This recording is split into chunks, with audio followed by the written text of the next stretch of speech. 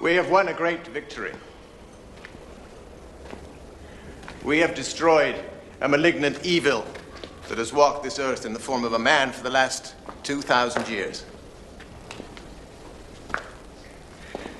People do not cheer us. People do not even know we exist.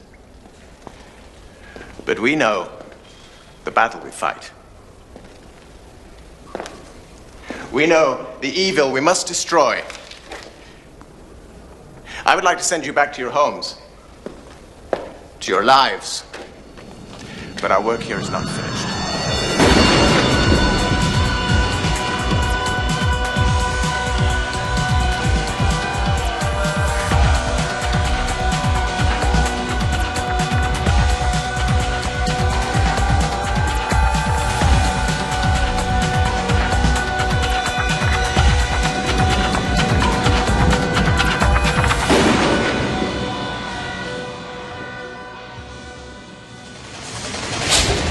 Welcome to Highlander Rewatched, the podcast where each and every week we watch a different episode of Highlander the series and talk about it in detail.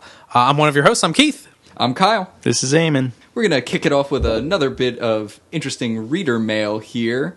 This comes from Dominic S., who's one of our international followers. And he wrote to us about the episode Lady and the Tiger to let us know that there, in Germany, it translated Zirkusluft, which translates roughly to circus flare. Also, he points out that it would have been funny if Amanda had called Mac Tiger at some point, which also would have had like a nice little Spider-Man feel to it. But yeah, that's really cool. Also, just to tease something that's coming up, we recently had the chance to sit down with someone involved in the creating of the show and talk a little bit about what it was like to create a show for an international market and the different countries that were involved in that. So we think it's really interesting when we can hear little tidbits of what Highlander was like in other countries. So if you got any knowledge about that, keep them coming. We'd love to hear it. So to jump into this week's episode, this is episode number 22, The Hunters. This is the season 1 finale, so we're wrapping up this season with a bang, I think. This first aired May 22nd, 1993. It was directed by Paolo Barzman. He did a recent episode, which was Avenging Angel, which we definitely had mixed feelings about in the Highlander Rewatched booth, as it were. Yeah. The writer on this episode was Kevin Droney. He's back. He's the guy that did Mortal Kombat, Wing Commander, some classics. He did, what did he do? Family Tree, Bad Day in Building A. Mm-hmm. Some other ones that are... the guest stars... It's no Mortal Kombat Annihilation, but... True. Guest stars of this episode, Peter Hudson as James Horton. He's a new character that we're going to see down the road. Some more. Spoiler alert. He does 12 episodes of Highlander, I believe. Great. Though, do we actually hear his name in this episode? Not once. Interesting. But, yeah, which is pretty interesting. So he's the bad guy? Main baddie. Yeah. And also, it stars Roger Daltrey as Hugh Fitzcairn. Yeah. Of course, he's the singer and founder of The Who. But he's another series regular in this, and I think knocks it out of the park. Yeah. He crushes it. Yeah. Like, would not have even come close to expecting he'd be as good as he was. It's great. So the IMDb episode description. Duncan receives a visit from an old friend, the immortal Hugh Fitzcairn. Fitzcairn informs him that several immortals have gone missing recently, and that he thinks something isn't right. When Darius is killed, spoiler alert for the episode, in his church, they know that it isn't the work of another immortal, so they vow to avenge Darius by finding who is responsible. Here's another thing about that. On Hulu, the episode description also spoils that Darius is murdered. Wow. Keith and Kyle, you are more familiar with the show than I am. Like, I found out Darius is killed, but just watching this, like, as a kind of newish person to the show, because I only watched it when I was a kid, I was like, that's a big spoiler, like, to just be revealed in the episode description. Like, and you don't see it coming at all. This is...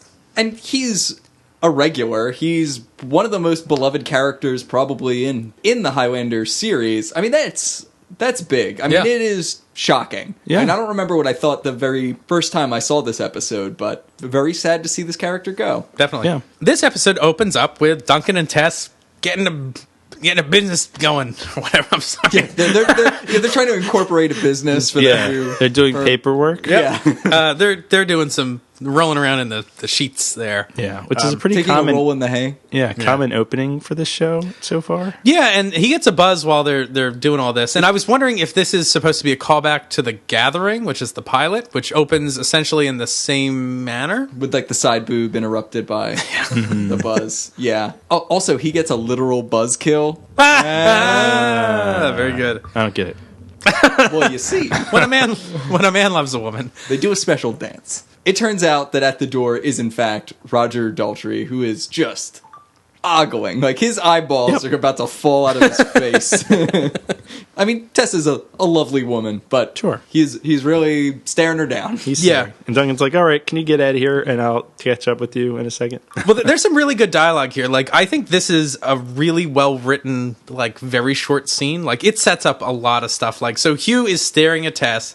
Duncan gets to the door with a sword, and he's like, oh, is that, like, sword for me? He's like, well, it is if you don't stop staring. He's like, oh, and then there's some more, like, funny dialogue about, I guess Tess had heard about Hugh before, and she's like, oh, I've heard about you, and he's like, oh, I'm brave too. Did you hear about that? Like, he starts kind of like hitting on her and like schmoozing it up a little bit. So I feel like this sets up a really great, like, I get their relationship, Hugh and Duncan's, almost right away. Like, Right. I'm like, oh, they're friends. Like, I buy into it. And part of that is, I think, Roger Daltrey's like really great performance. Like, he kind of oozes charm. He's also dressed like Doctor Who or something. Yeah, that's what I was going to which is say. Yeah, great. he looks exactly like Doctor Who. Well, particularly Doctor Who. I don't know which doctor it is. I kind of was thinking about, the flashback that they have with Gabrielle Piton in Eye of the Beholder. One of those things where it's like, okay, I'm invested in this relationship a little bit now based on this. It was like quick work to get you there, and I thought that was nice. Yeah, definitely. So then they're up on the roof of the barge, drinking ostensibly mead. Yeah, they say it's mead, and Darius, is- I guess, brews it. It is definitely not mead, though. Like, It just looks like not. beer. It looks like they're drinking beer. So what is tell us about mead, Kyle. So mead is like a fermented honey product, but it's more akin to like a sweet white wine than to like. It looks like they're drinking like a lager. It's very Yeah. dark. The kind of glasses they poured themselves, it's like, you guys are getting wasted. Yeah, they have a full pitcher going. Yeah, it's like They've drank a lot of that. You drink a pint of mead, it's like you just had like 3 glasses of wine, basically, and they look like they're pounding them. it's a so- shame we lost Darius now that craft brewing is really popular. That's true. Yeah, he would have made a killing for the Abbey and his secret society of good guys that we haven't heard much about lately. No, who knows what they're yeah, up to. his secret good guy team don't show up in this episode at all. Well, after you can only give that graveyard speech so many times in True. Band of Brothers that he gives. Once the speech is over, it's just like, what now? And Fitz has some more good lines about Darius. He's like, I don't understand him being a priest. He's like, I get the religion and everything, but he's like, giving up women? He's like, he's mad. Fitz is obviously kind of a womanizer. And I buy it more from him than from Gabrielle Piton. Like, Yeah. Because Roger Daltrey's like actually effectively charming. I found Piton just kind To of be sleazy? to be a creep. He's like a Yeah. human roofie, whereas this guy, I buy A it. human roofie. So the reason Fitz is visiting Duncan is because I guess he's in the neighborhood. He wanted to visit his friend Thackeray. But a lot of his friends have gone missing recently, 3 of them. But Yep. Duncan's like, oh, it's the time of the gathering. Like, I would expect some of these people would maybe go missing. But he's like, oh, Right. 3 at once, that's too many. So Yeah. it's also weird because this is definitely, we've talked about this a lot, like how many Immortals are there? How often do you run into each other? Well, there's one a week. One a week, right. But this seems to hint at kind of there are more, maybe also because it's written by Kevin Droney, like an earlier interpretation where, these sort of encounters weren't that frequent. Right. So it would be very eyebrow raising for 3 of them to go missing. Yeah. Also, just to pause for a second, I love the name Set Thackeray. It's pretty good. And I would like to see this character in a flashback. I don't think that happens, but it seems like a kind of breadcrumb that could be picked up later. And I think if I was seeing this for the first time, I'd be like, oh. are we Yeah, that gonna would have get- been a great... Are we going to get to see like the 3 of these guys together at some point? Or even like just that. Thackeray and Hugh, just doing their own buddy thing. Some thack fiction. But Darius, I guess, had been speaking about Thackeray recently. He's like, oh, he had a dream. And Hugh's like, oh, what was it about? And Duncan's response is, oh, this, that. Mostly about his death. It's like, what? This is like, they make 3 or 4 references into this about Darius having premonitions or something Yeah. like that. What is this about? Like, because they almost seem to be buying into it. That, like, Yeah. he has some kind of mystic fortune-telling ability, and I don't quite know what that's all about. So Hugh was meeting Thackeray, and I don't really know if this has something to do with the episode, because Thackeray said he had something that he's never seen before. Yeah, I'm assuming maybe it's a book. It's, A chronicle. Maybe not the same one. I think it is the same one. The same one? I Okay. think we come to find out that a group of mortals is looking for a book called The Fifth Chronicle, and it looks like Darius might have gotten it from Set Thackeray, and now they are kind of systematically going after anyone who may have gotten their hands on this book. I think that's what we're supposed to assume. So... Somebody else. Okay. So then we see Good.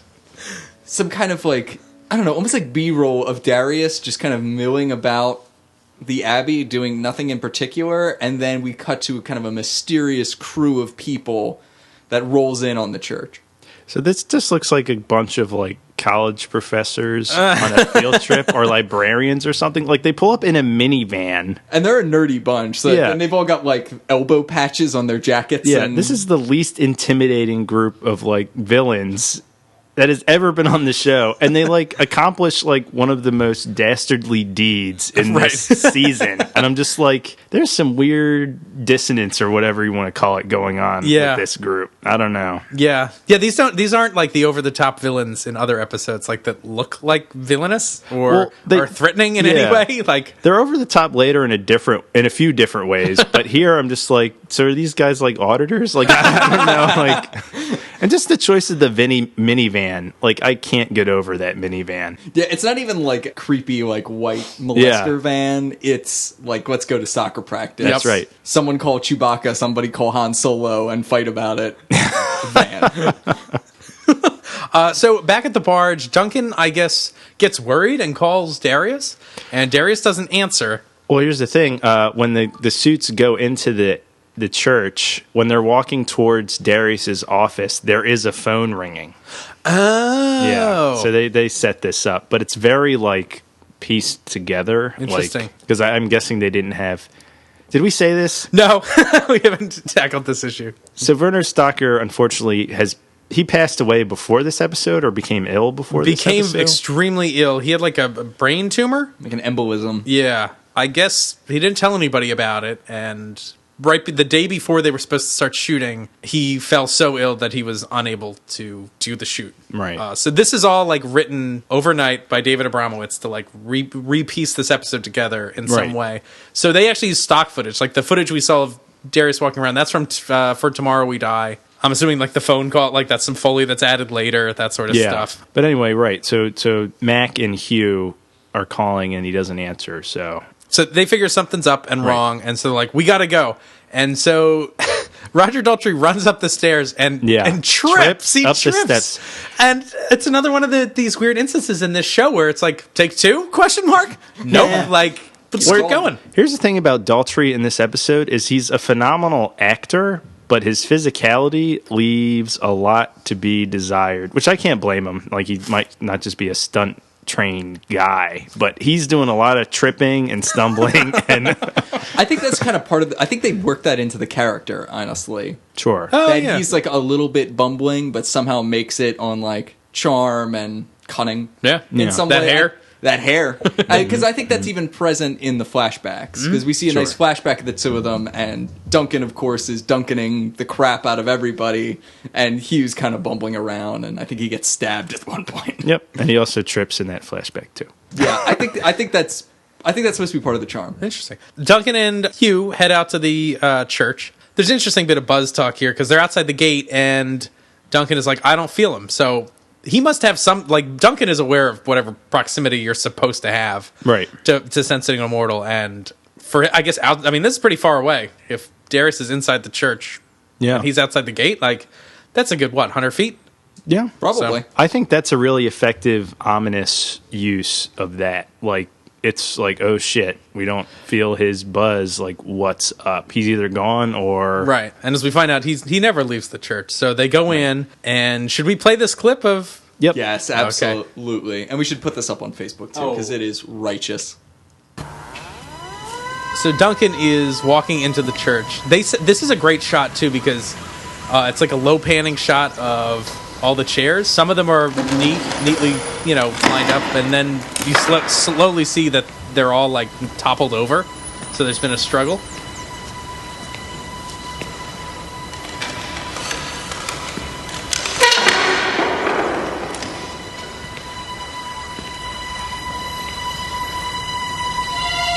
And then in the foreground, we see Darius's body, and Duncan runs up.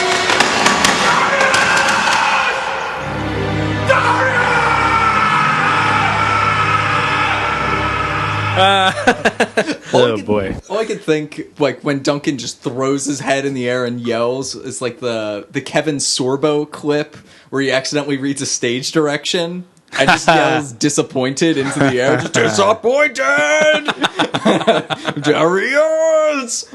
It's pretty good. That's good. I had a big laugh. It's really intense, I guess, and it looks like a Marvel Comics cover from like the classic era. Yeah, like Spider-Man on the cover, yelling, yeah. or whatever. Where everything's on fire. That was Maximum Carnage. Yeah, wasn't it? I think. Yeah. So Darius is Dedius. Yeah, I'm sad. Darius. Dedius. It's pretty. It's unfortunate. I'm like sorry to see this character go because this character's great. Yeah. Well, you know what's funny about this character is like I definitely am super sad to see him go, and I think everyone is. Like everyone's like, this is a huge loss for the series. Like this was such a great character. He's in 4 episodes.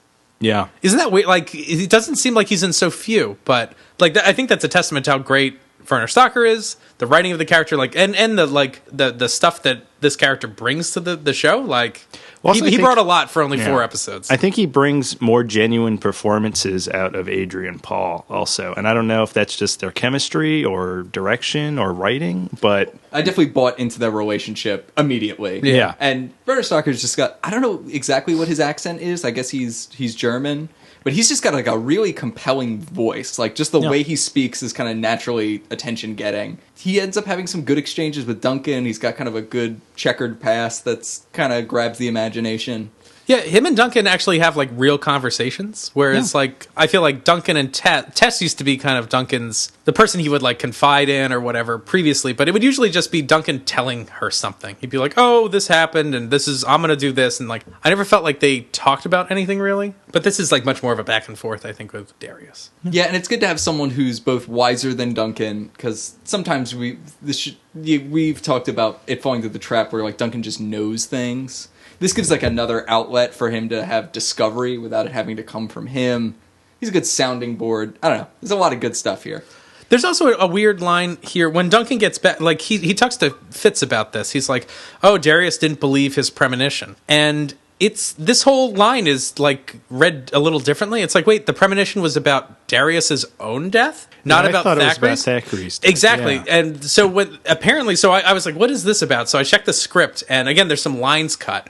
And that line earlier was when you think it's about Thackeray's death. That's supposed to be Darius having a premonition about his own death, but they cut those lines.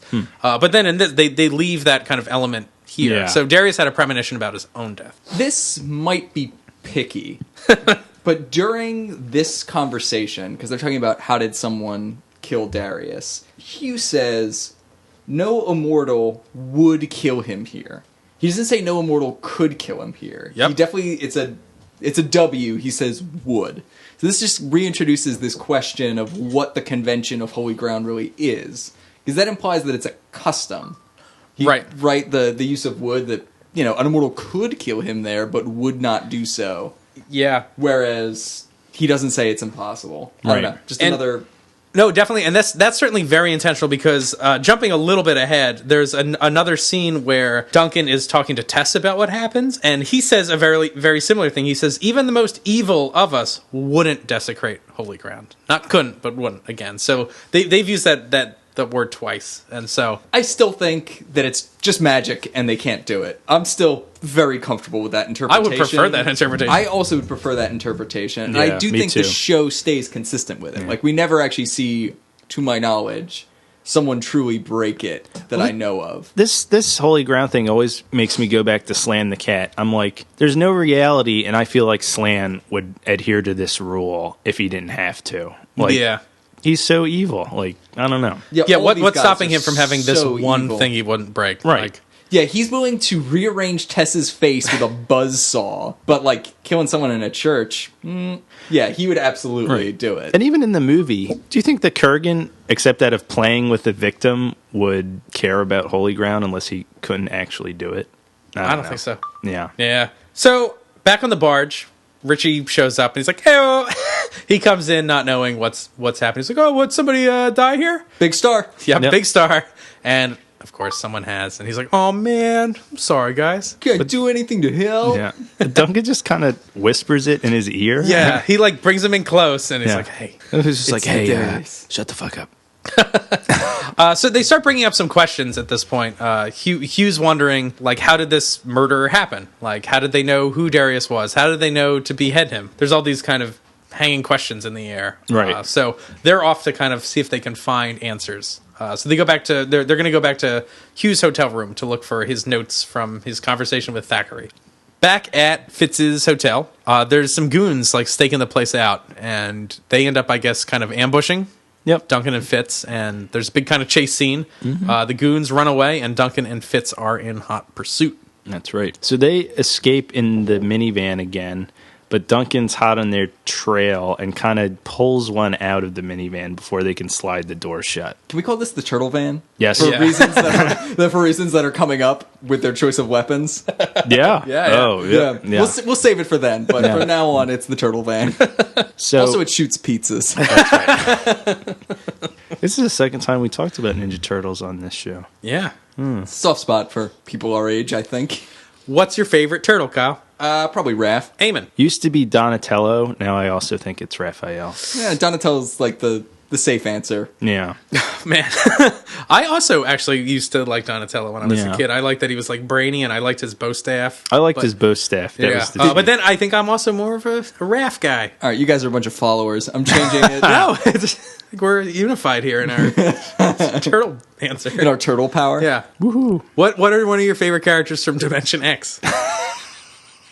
It's got to be Krang, obviously. All right. Mine used to be whatever, but now it's Crank. I can't name any other characters from I don't know, that girl in the flying convertible, that one episode. Yeah, there's a Turtle lot power. of weird stuff. What are we talking about? So, Duncan and this goon get in a brawl. Yep. And Duncan eventually, the guy pulls a knife on Duncan. Mm-hmm. But Duncan, I guess, subdues the guy. But before he can do anything else, the guy like stabs himself. Like he'd rather die than talk to Duncan. Right. Right, and right before he does it, he notices a tattoo that almost looks like a little bird in a circle, almost, on his wrist, which we'll come to find out eventually is the Watcher symbol. Right. So we get a flashback to Florence, Italy, 1639, and Duncan and Fitz are hanging out. They have some amazing outfits. There's actually a lot of this whole flashback is pretty solid. It's a good Yeah. setting. It looks, looks Looks legit. authentic. Yeah. Yeah. So they're here because they had to bring the Duke there. The Duke di Milano. Yeah. But Good cookies. yeah, Pepperidge Farm. Mm-hmm. But Duncan, I guess, wants to stay around the city because he wants to Duncan the Duke's daughter. Duncan's the Duke's daughter. Absolutely. The Triple D. Also, this is interesting. Duncan is the Duke's food taster. Oh, is that mentioned? They do mention that someone's Yeah. tried to poison him a couple times already. Which also, food taster, pretty good job for an immortal. That's a good one, yeah. I really like that detail. That was really good. But then as they're walking, you just hear, nah, death to the Duke. Yeah. And the three musketeers attack Duncan and Fitz. So this fight goes on, as we discussed earlier. Hugh, not the best fighter. Yeah. He's a little lucky that Duncan helps him out here, but like Hugh even gets stabbed by one of these guys. Yep. But along the way, somewhere along the way, they gave money to a beggar. And it turns out that beggar follows them and gets hit by a stray knife. It's like the trope where someone gets hit by a stray bullet, only Yeah. somebody decided to throw like a weighted throwing knife and accidentally hits this guy. And then Duncan examines his corpse and finds a pendant that has the same symbol as the dude's tattoo. So there's a connection here. Yeah, so Duncan's seen this before. So back in the present, he realizes there's this connection with the tattoo and this thing he's seen in the past. Right. Sadly, though, he goes looking for Fitz. They split up while they're chasing this van or chasing these goons. Duncan finds Fitz's pipe on the ground. So presumably the goons have Fitz. That's right. So he goes back to the barge and he's like frantically researching about this symbol. And he definitely seems like he's at the end of his rope here. Yeah, he's freaking out. And Tess, I guess, is getting frustrated and doesn't know how to help either. And she's like sanding a piece of art or something. Yeah. She's doing something with one of her metal sculptures, which we haven't seen in a while. Right. And she cuts herself. To which her response is just to blow on it for what seems like forever. Like, is she soldering something? Maybe she's burnt, or is it a cut? It's a cut. Yeah. Oh, okay. Weird. Around this time, I noticed that every Hulu commercial, I don't know if anyone can comment on this, every Hulu commercial I was getting was either for a diet or a weight loss product, and I didn't know what to make of that. This is when I noticed this fact. After like the last 3 episodes I had seen, it was all for Daily Burn and like the Bowflex machine and all this stuff. Oh, yeah. I'm not sure if that was targeted at me or targeted at Highlander. No, I got him too. I was like, what is going on here, Hulu? You're making me feel self-conscious. I know it was just the holidays, but nah. That Daily Burn guy's too sassy. I don't like him. He's like, now you don't have any excuses. Don't tell me what I have. Yeah, maybe I'm okay with how I look, which is great. So Duncan has some like Batman logic genius moment here, and he's like, directory. He's like, they're looking for a book. Like, well, I think he realizes that Tessa says something that, like, if it was something important, why wouldn't Darius have told you? And he puts together, like, oh, maybe he is trying to? Maybe he wanted to. Maybe there was something that he wanted to tell me. And he also says, like, the place was kind of tossed, so maybe they were looking for something and didn't find it. Right. So he goes to Darius's old quarters, and you know, he's this is kind of a nice shot because they kind of show all the things in his office that we've seen in episodes, like the chessboard and the weird green light and all that stuff. Book on Napoleon. Right. And the tea. Tea? I hate tea. It's an old mold form. Yeah. So we get treated to a montage here, which features Queen. They're finally back in this. And guys, who wants to live forever? That's right. Who? I would. Yeah, me too. Yeah, okay. In a second. The answer, this is not a hard question. Yeah, Queen, not exactly asking life's questions. The answer is yes. But this song is great, and it's like kind of a cute montage. It's very long, though. It is a little long, and I think it's partly out of the fact that they had so little like footage to work with. Like, yeah, well, so they're like, we have to just play whole scenes. Like, we can't cut much together. So right. Yeah, so it's like the entire flashback of them meeting, the entire mold form discussion. Also, the Waterloo. Yeah. Also, confirmation they are in fact sitting the wrong way on the chessboard. I've never seen someone play chess right to left. Well, you mentioned that, and yeah, definitely. I noticed it this time too, and I was like, oh man, it's so weird. Why are you doing that? So then Duncan is playing with a globe. Yeah. And just kind of finds a book. I think later they give an explanation as to how he sees found like a piece of cloth, which turns out to be his like clan colors. Yeah, they explain that like 15 minutes later. Yeah. But and it's like sticking out of a rock, like it's been wedged in the wall. When it initially happens, it's like, what? Why? Like, So there's a book behind it, and the book has the same symbol as the tattoo. Yep. So while this is happening, Tess is walking the streets of Paris, and there's this mystery man watching her. The librarian gang is hot on her trail. Right. And they have a new addition to their gang, a man on a bicycle. So him and Horton, and Horton is like, again, he is never mentioned by name in this episode. And those out there who have seen the entirety of the series know that he has a name, and they knew it in this episode. I checked in the credits, he is listed as Horton. So it's not like they were like, oh, we'll deal with this later. Like, they knew who he was, but he's like the head of... He's the splinter of this gang. Yeah.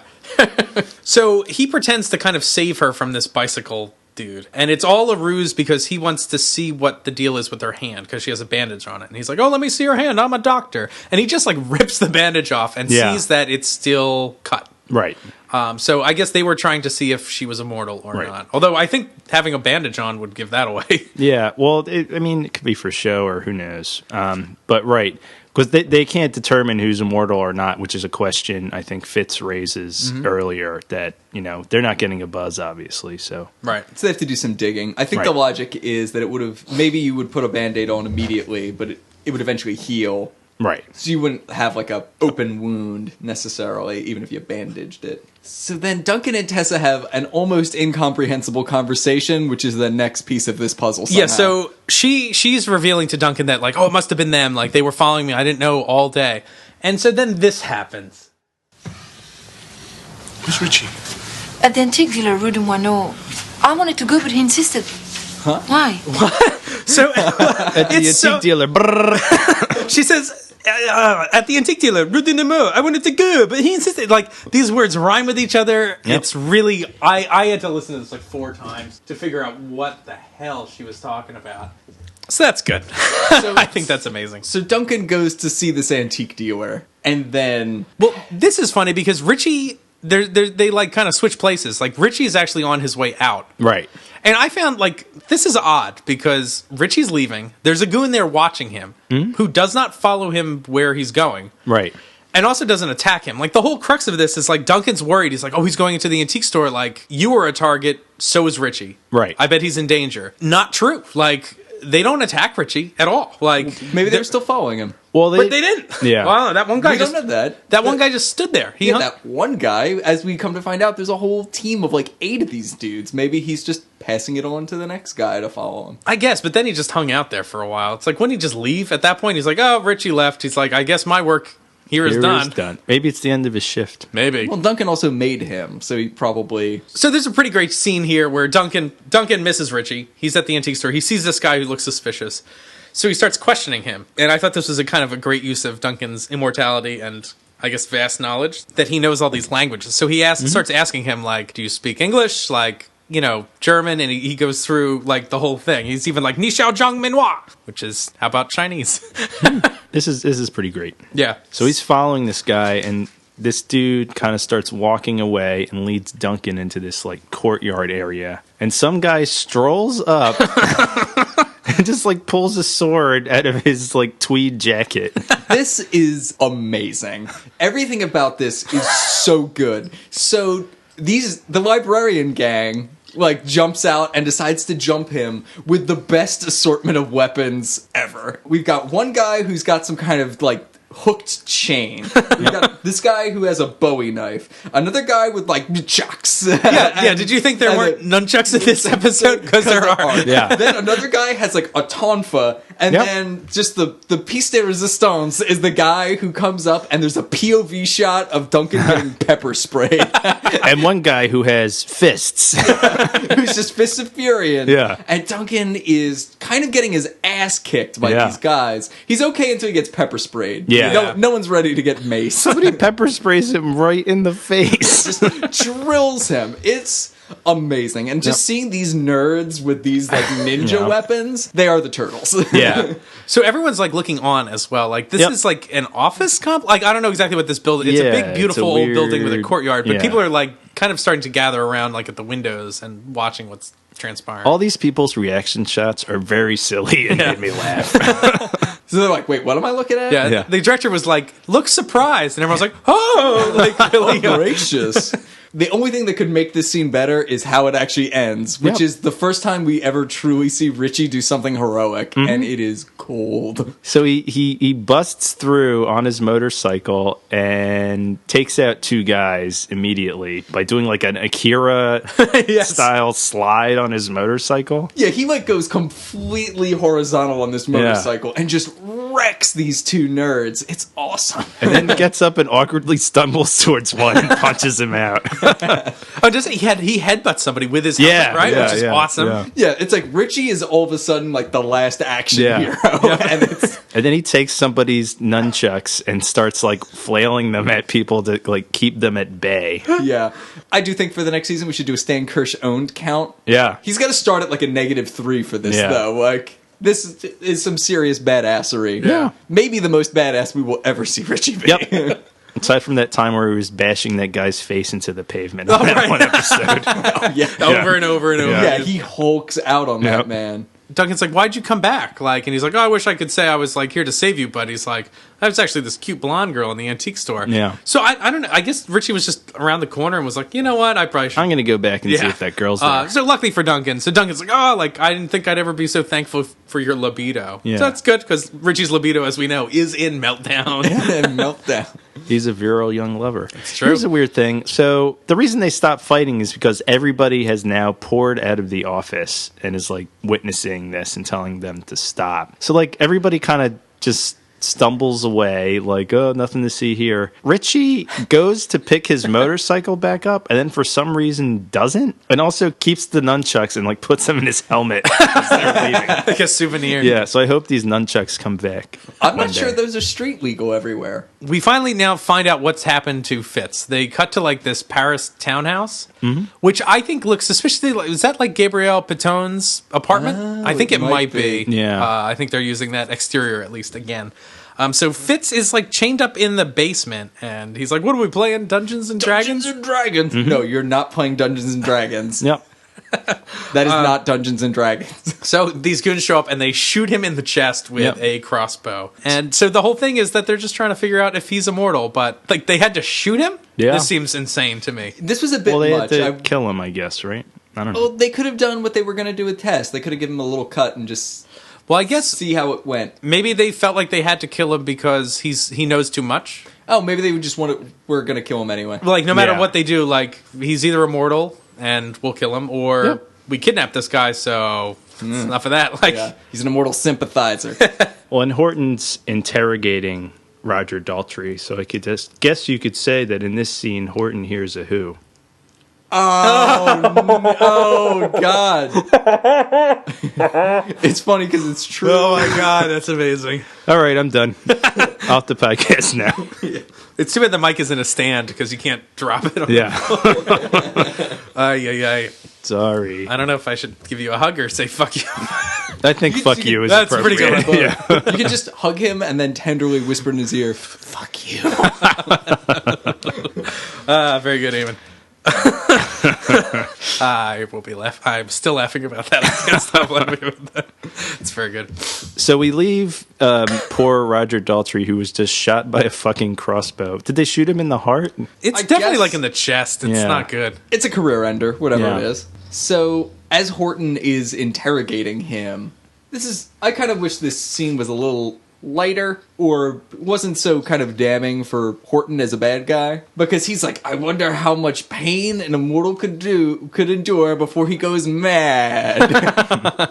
It's like, okay, so you're just planning on torturing this man. Like, Yeah. ugh. This is like another one of those things where, as we come to find out, this group is trying to hunt down immortals because they're kind of usurping the authority of ordinary humans. That life and this planet and their destiny belongs to mortals, and it's wrong for immortals to... We haven't talked about this Take topic in a while. Like, Kyle, I think you brought this up on the episode The Gathering, the pilot, where you mentioned, like, oh, like, well, what do you get as the prize? And I think it's mentioned in The Gathering, like, you rule forever or whatever it is. Right. And you were Absolute like... power. Yeah, and you were like, well, I don't want, like, Connor as my president. Like, that doesn't even sound that hot. Like... Yeah, and he's a good guy. So this is, I guess, the logical extension of this idea is that when people found out that there may be kind of like immortal overlords over humanity, that's not cool. Like, Yeah, let's stop it. And I'm very receptive to this, and I wish they would let it sing a little bit more. We're definitely thinking Horton is... They definitely want us to think he's kind of irredeemably evil here, I think, because of Right. this torture stuff, because they shot him in the chest with a crossbow. Also, he's just a cartoon supervillain. Like, he's giving, like, evil speeches every Yes. chance he gets. I kind of liked the speech, frankly. I mean, I agree it's over the top. So, I mean, we heard him give that speech in our opening clip, and it is really interesting, I think. Definitely. If I learned that someone like, even a good guy, but certainly if someone like Slan the Cat could be like my Right. immortal dictator forever and ever, I'd be pretty sympathetic to what these guys are trying to do. The way this thing is shot, it's got like a weird, almost like Nazi quality to it. He's like addressing his troops. yeah, definitely. Something about this actor, I don't think he's up to the task of this role. I don't like him in this role. I mean, I would have rather seen, like, a Grayson that actor play this character, and this guy gets a 1 episode. I just don't think he's very good, and it kind of took me out of the episode. Wow. I thought he did a perfectly fine job, and just speaking to like the Professor Brothers look of all these people, we come to find out that the Watchers kind of observe. These guys are a splinter group of the Watchers which we know nothing about at this point. Yeah, but they observe and record Immortals and chronicle their exploits. We've been reading the Watcher Chronicles after about half of our episodes, so on and so forth. So they're basically like librarians, right. Essentially. Yeah. Like, these are not soldiers, these are not law enforcement, they're not necessarily trained, which raises a big question mark on like the Tonfa fight they had. But, Yeah. you know, that it makes sense that these guys are kind of nerdy, like nebbish little guys. If that was the case, I wish they like went 100% with this guy, where he's like, I'm this nerdy guy who's usually a historian, but this needs to be done, and I'm going to do it, and maybe I don't revel in it like this guy is. One way or the other, I think I would have liked a little more. That's just me, though. That's interesting. Yeah, it's a little hard for me to remove myself from, like, knowing the rest of the character. Like, because I've seen, you know, like, I remember his other episode. You know what I mean? Like, and I'm used to seeing him as this character. But, yeah, you do bring up an interesting point. Like, Grayson is a really great villain. And, yeah, maybe that actor would have been just like pretty great with in this how role. Nefarious he is. I'm like, I wish they got somebody a little better. I don't know. We're all just like, Now you've got me questioning how I feel about this guy. Yeah, But Highlander Rewatched at gmail.com, because I bet a lot of people will have thoughts on this. Well, my opinion could also change later when I see more episodes with this guy. I think my main just takeaway is this guy being like a little nerdy and like plain looking and not necessarily intimidating in a physical sense. Yeah, he's a little like nondescript. Yeah, it kind of plays into, I think, what they're trying to do here a little bit, but I do wonder what this would be like with someone more imposing or overtly nefarious in this role. Anyway. So while this is going on, Duncan is back on the barge, and he's reading this chronicle. We learn later it's called the Fifth Chronicle. So this is just set up to... Duncan tells us at this point, he's like, oh, it seems to be an ancient mythology. It's written in, like, old German that he's not familiar with. The staging of this scene is so odd. Duncan is in the front left of the screen eating macaroni and cheese. Tess is like middle right, and Richie is center in the back also eating. And it's like, I guess they didn't know what to, like, this scene is so expository, like it doesn't really do anything, and they need the characters in the same room to do it, and maybe didn't have a lot of time to shoot it creatively, so they're like, hey, how do we make this more interesting? How about all the characters will chew on disgusting food, and like, and we'll all like that plays well right on TV, like we all like to see people chew, right? And that's it. So that's this stupid scene. So what does he take this book to like get translated or go to the library or something? I think he himself kind of figures out how to go from ordinary German into like ancient Teutonic. He says he's going to investigate alone further, and then the script, I guess this is something that was cut, a line cut. He says he was going to meet with a German professor in the morning. So that's how he's, I guess, figuring out. But I also give Duncan probably hacked his way into the German library. German language. Archives. Are you hacking on your computer again? The German language doesn't stand a chance. Master Macker Hacker. So then we are introduced to Duncan's alter ego, Pirate Duncan. Oh my god. Because Duncan is in his blue suit Yep. with a blue bandana, and he just looks And a leather vest. And a leather Yeah. vest. He When just he- looks like a pirate. When he appeared in this outfit, I laughed out loud. I'm like, yeah, he's a jeans pirate. And he is wearing a hoop earring as well. Yep. Like this all seemed very intentional to get dressed up like this. Yeah. Yar. So Richie, then, I guess somebody's now watching the barge. And they discover this, so they come up with some scheme where Richie acts as a distraction by pretending to step in poop. Yep. And then hurling a brick at the car window so that this guy gets out of the car. Richie's like poop monologue is hilarious. It's so good. Should we listen to some of this? Yeah. All right.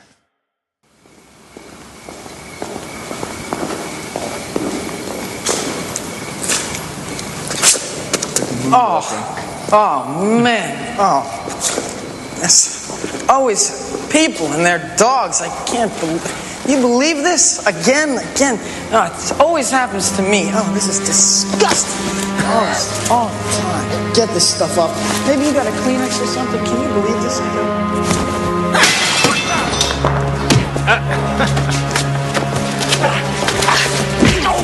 Headbutt. Ball kick.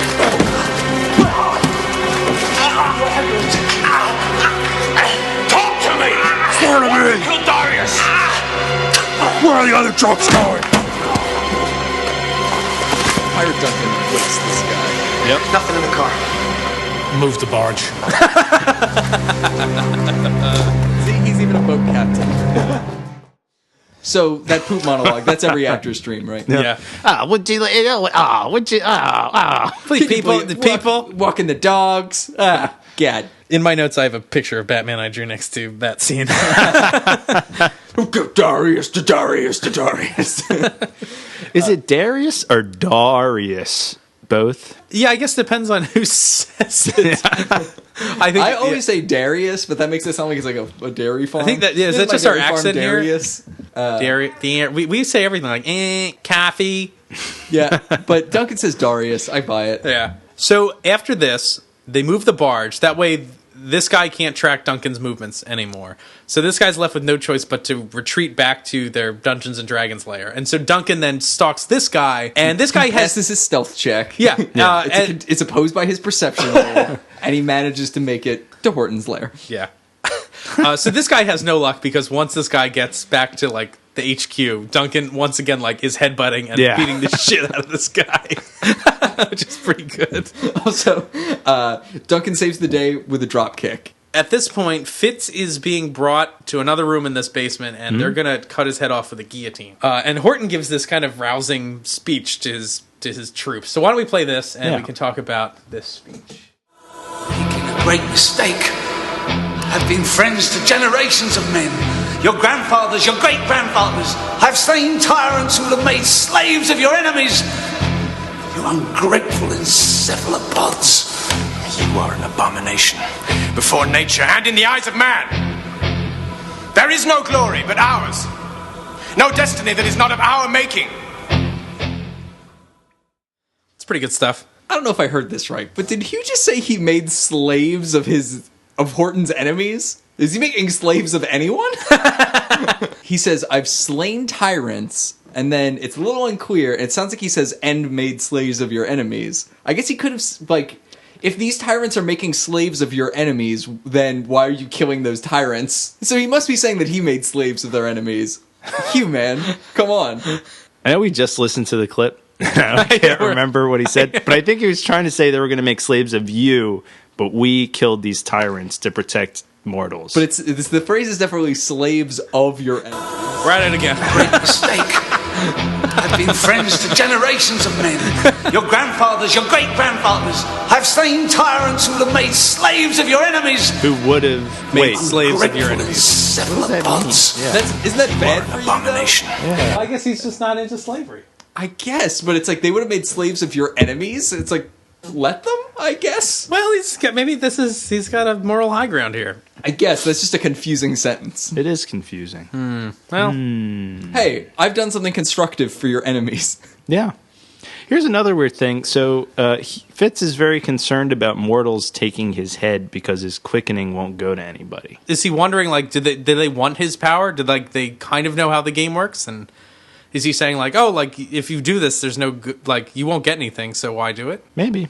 I feel like he's even more concerned about just dying and nobody getting all of his information, which is an interesting point to me. Like, is that a concern for an immortal?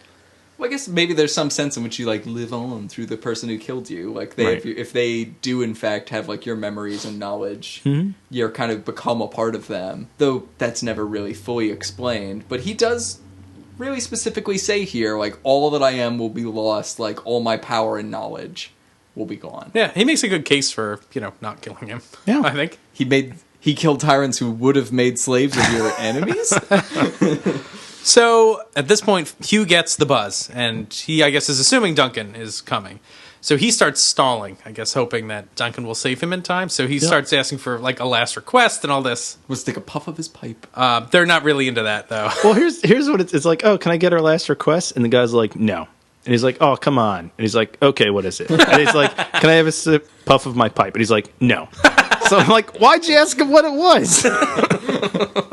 So Duncan comes in and he starts drop kicking everybody.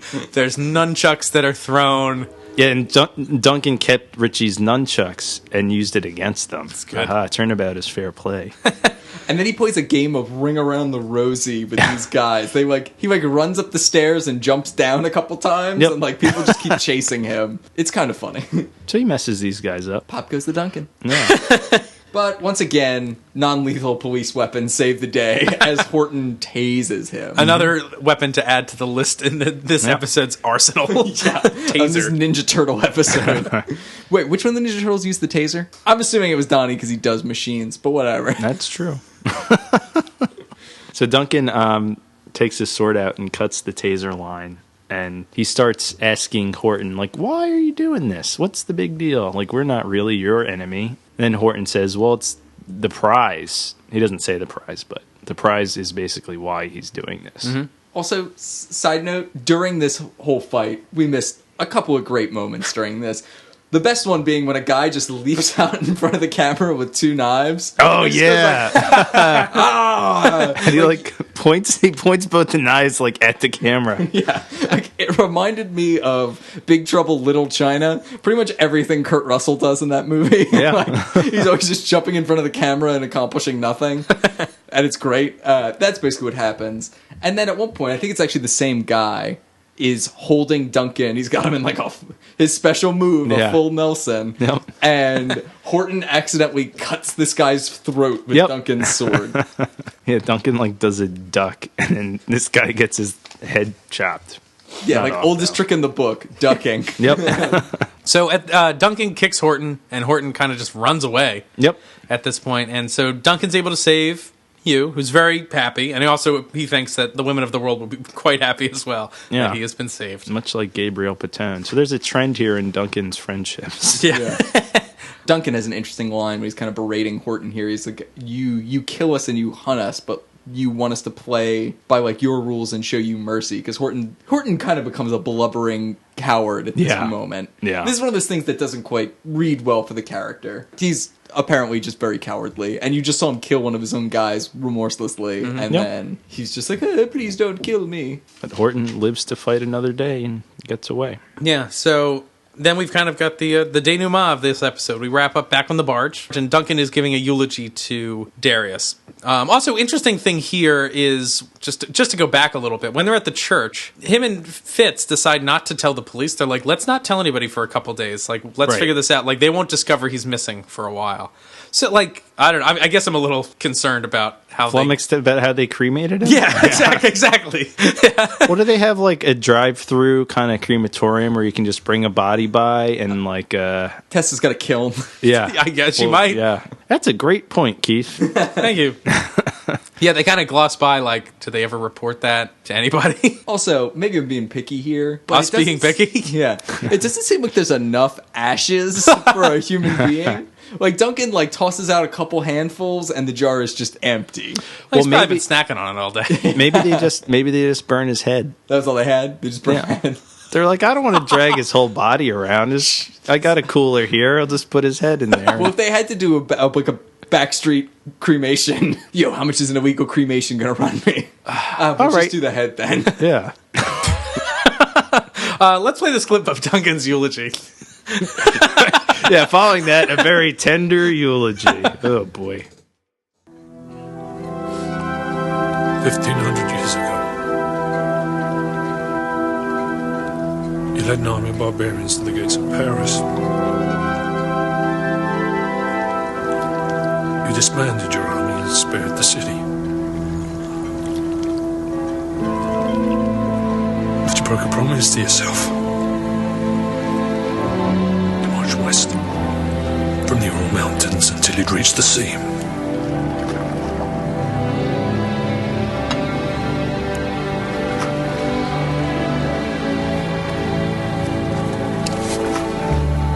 So now, old friend,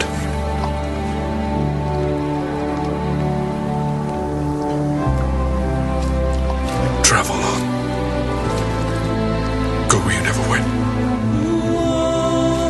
To the sea.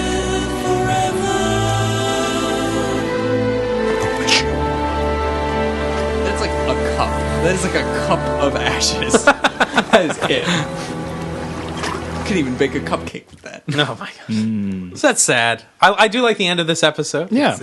I feel like actually throughout this episode, like we haven't talked too much about, like there is a lot of, like, I think pretty good emotional performances from Tess, Duncan, all these people. And I mean, I would perhaps think that, like, the death of Darius is weighing on the characters, but probably also it's an odd thing for all these people to be shooting, having just found out that, like, one of their co-stars is dying. Essentially. Right. It kind of speaks to that level as well, which I think makes it extra poignant, especially if you know kind of the backstory. So here's kind of a random thought, because obviously Duncan wastes all of Horton's goons, but Horton still gets away with the power of tasers. If they had just flipped the switch on that guillotine, they would have housed Duncan, right? Because now Duncan's in the area, so he would have gotten the quickening. So while he's like writhing around and drinking Fitz's soul, like, they could have just walked up and taken his head too. Yep. So if they had just done what they planned on doing instead of like trying to play whack-a-mole with Duncan, Yeah. they would have won. Probably. Yeah. It's like, if you had actually just done what you wanted to do the entire time, you would win. Also, Pirate Duncan strikes again. Yeah. It's weird that none of the hunters have a sword. I mean, I know that one guy has that bladed weapon. A Yeah, you sword think they might be have more good swords. to have to cut these immortals' heads off. Yeah. But they've got pepper spray. How much pepper spray do you think it would take to decapitate someone? A lot. Would you have to spray their neck, or are we just disintegrating their head very slowly? I think from the eyes inward. Yeah. So the Watcher Chronicles for this episode, Hugh Fitzcairn. He was born in 1190 in Sussex, England, and his first death was in 1224. He was skewered by a jealous husband, which is, I think, pretty funny and plays into his character. Yeah. Although the only thing that's a little weird is he's 34 years old. No, he isn't. Roger Daltrey is 48 years old at the time of this taping. So, great. Thought that was a little funny. Yeah, sometimes they're a little careless, I think, in the Watcher Chronicles, like, of people's ages. And also something else I thought that was interesting, one of the chronicles is about that flashback that Fitz and Duncan have to 1639. The writer refers to the Highlander and the Inglis, and calls him an Inglis. So, I mean, we talked, like, it's like, why is Duncan called a Highlander? Like, he's referred to as where he came from.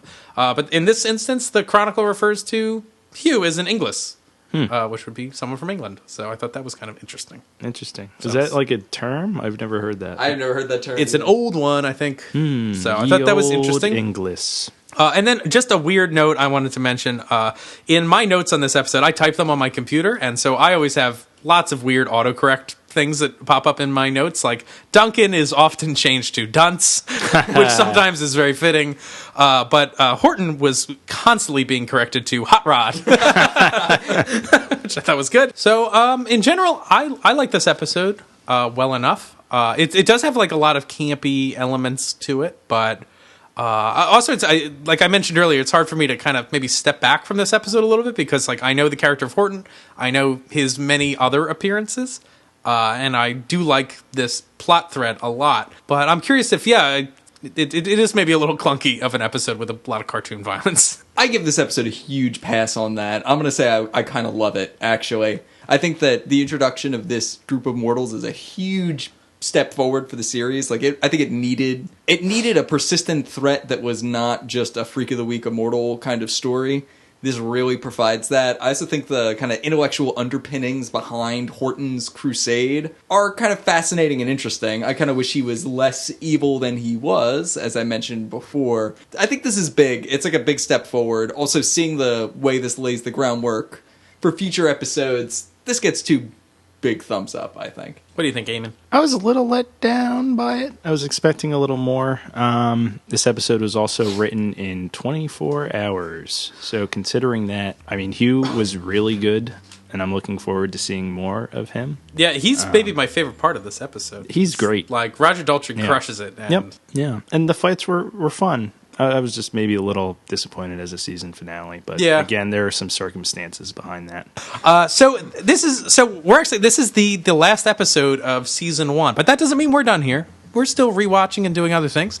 So what we're going to do is next week, we're going to do like a kind of bonus episode next week. That's going to be kind of like a season roundup. We're going to, I don't know, put together some fun lists. We're going to do it to it. Yep. We are going to have it all laid out for you folks. You're going to have a Mac attack next week, folks. We're going to be recapping our thoughts on this season of Highlander, counting off some of our most favorite and least favorite moments, as well as, getting back into a couple issues that we wish would have gotten a little more attention the first time around. Yep. Not to mention, we have a very special interview coming up with someone intimately involved with the filming of this show. We hope you'll be able to join us for that. Yeah, we're on a hot streak now. I mean, we got bonus episodes, interviews, and then the movie, which I'm really excited about. So, and maybe some more interviews for that guy too. So, yeah, we're really excited to talk about the first movie. If you have any comments on the movie, start thinking about them now. Send them to us. We might be able to read them on air when we get into that. Definitely. Yeah, or if you have stuff you want us to tackle or interesting trivia let us know, because we don't know everything here. We try to do as much research as we can, but the Highlander universe is vast, and we are so small. There we go. All right. Well, thanks so much for listening. Again, it's Highlander Rewatched at gmail.com if you want to send us an email. Make sure to follow us on Facebook. And definitely write us a review on iTunes. That helps spread the word about Highlander. And thanks for listening. My name is... Thanks. What? Ticky. Thanks so much. Thanks, everybody. Thanks for listening, everybody. I've been one of your rewatchers. I'm Keith. I'm Kyle. Eamon. Bye-bye. Later. Bye.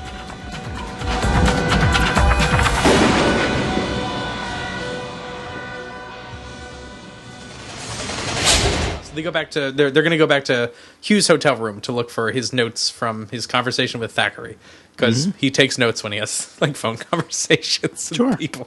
Maybe it was complicated. He needed to remember some things. Maybe he's like former president.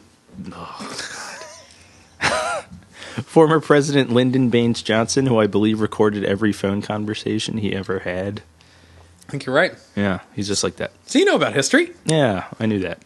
He also enjoyed Hager slacks because his nuts felt comfortable. Right. This is recorded on an interview. Oh, that guy. Oh, for our international listeners, LBJ, Lyndon B. Johnson, was a president of ours who had rumored a giant... Weenus? I think testicles. Oh. And his balls... He had to get specially made pants, or a very special brand of pants that had a lot of ball room.